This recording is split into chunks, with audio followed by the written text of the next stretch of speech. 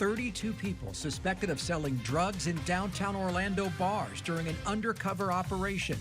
This breaking story you'll see only on 9, right now at 4.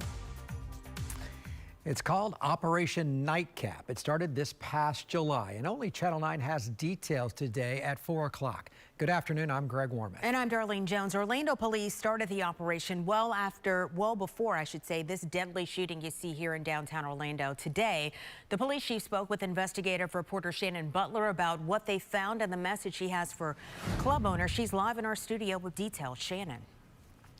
Yeah, these are just 11 of the people that were already arrested. Police say they sold drugs inside of the bar. Some of these are employees, others are customers. And they found that some of the clubs weren't following those city measures that were put in place to keep you safe from other crimes, like a shooting. For 5 months, undercover officers have been going into clubs like Bullet Bar, Casey's, and Wall Street. And for 5 months, they've been buying drugs not only from the customers, but from the employees. In the end, 32 suspects will be arrested and all facing 85 charges. It's a lot of arrests in a short period of time. What's the message here? So the message is that the clubs need to work with us and they need to police themselves along with us, but we got to make a safer downtown for everybody. And drugs are a big part of what's tearing down our community. Operation Nightcap began as an effort to crack down on crime in downtown. It began after the midnight sales permit requirements went into effect, but it wasn't originally the focus. The permit means that the bar has to have an ID reader and these metal detectors.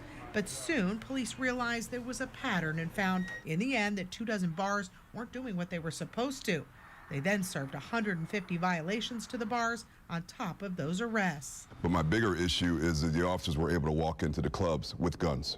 With guns, the after-hour permit's supposed to take care of that. And some of the undercovers were able to walk in with IDs from the opposite sex, the opposite race, and they all were carrying guns. And what we found is that most clubs aren't correctly wanding or correctly searching. Now the chief hopes this will be a wake-up call for everyone, that it will take more than just police to make downtown safer. But this is something that had to be done to stem the tide. Now, 62 of the nearly 90 bars downtown have those active permits.